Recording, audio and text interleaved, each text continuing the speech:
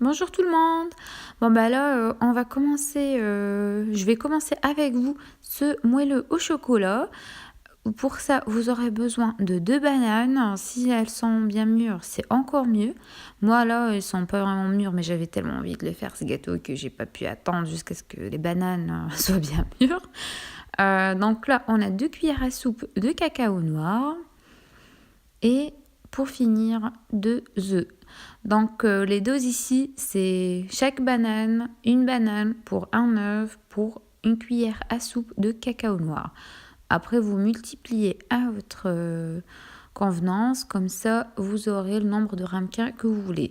Si c'est toutefois c'est une banane qui est grande, là, ça vous fera 2 ramequins, au fait, pour un œuf, 2 ramequins.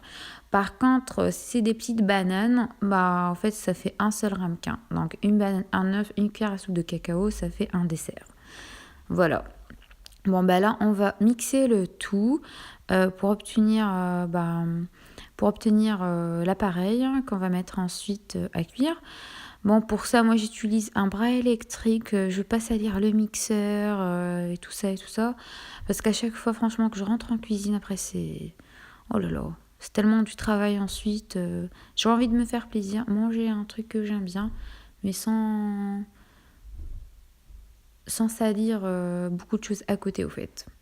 J'ai pas envie de me retrouver avec une pile de vaisselle ensuite, quand même. Bon, là, on va tout mixer comme ça. On va rajouter le cacao noir maintenant. Après, c'est vraiment un gâteau qui est fait pour les personnes qui essayent d'éviter le sucre, qui essayent d'éviter le beurre et la farine. Pour ma part, franchement, je m'attendais pas à ce que tout le monde va aimer cette recette, mais au moins pour ceux qui aiment manger bien, manger bon et manger sain, pour moi ça convient à tout le monde. Si une recette, c'est pas forcément pour une personne diabétique ou une personne qui fait un régime ou qui évite juste le sucre, c'est vraiment pour tout le monde. Même pour ceux qui mangent sucré, moi je la trouve assez bien. Franchement, elle est bonne. Bon, là, on mélange bien le tout. Ensuite, aussi, il faudra parler des temps de cuisson. Parce que les temps de cuisson, ça change tout. Ça change vraiment tout. Si on laisse ce petit gâteau cuire entre 8 et 10 minutes à 190, hein, bien sûr 190, c'est pas 180. Oui, donc entre 8 et 10 minutes, là, au fait, c'est un fondant au chocolat. Tout l'intérieur est encore liquide. Le cœur, là, le milieu. Après, si on laisse cuire jusqu'à 13 minutes, là, pour moi, c'est la consistance que je préfère. C'est la consistance où il est juste parfait.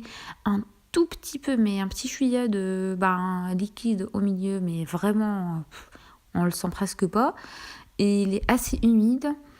Par contre, si vous voulez le laisser jusqu'à 15 minutes, là, au fait, il est humide, il n'est pas sec du tout, mais il est plus spongieux, genre comme plutôt un moelleux au chocolat qu'un fondant, en fait. Mais moi, je préfère la consistance qui est au milieu. Bon, là, on va passer pour le mettre dans des ramequins. Bon, regardez, notre appareil est bien lisse, il est liquide quand même. Bon, là, moi, j'ai pris 4 ramequins.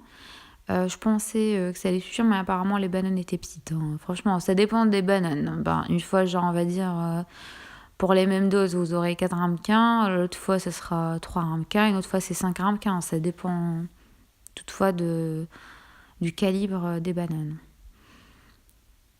Bon, là, on va séparer notre appareil dans les ramequins.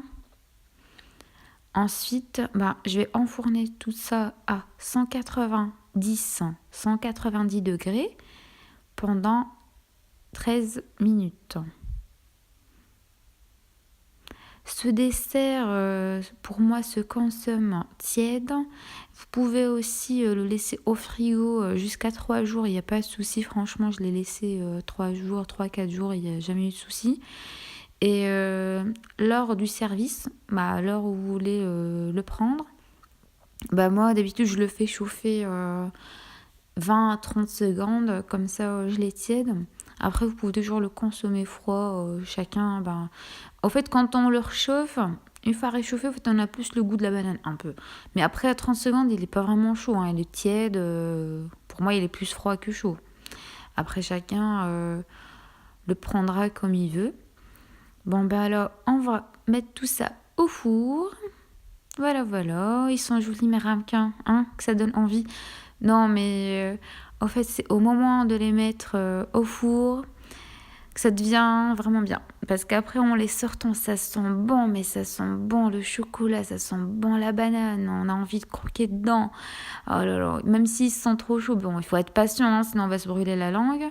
Mais franchement, essayez ce gâteau, essayez-le, essayez-le, essayez-le 3 fois. Normalement, c'est suffisant là pour que vous l'essayiez. Et surtout, vous vous abonnez à ma chaîne, abonnez-vous.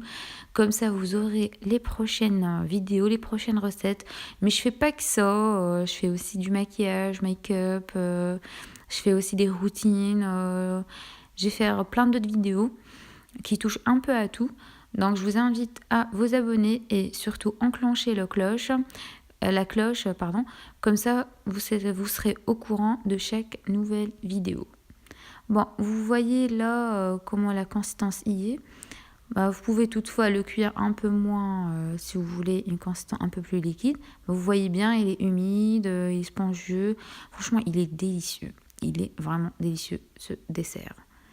Je vous invite tous à l'essayer. Et pour finir, je vous dis au revoir et à la prochaine vidéo.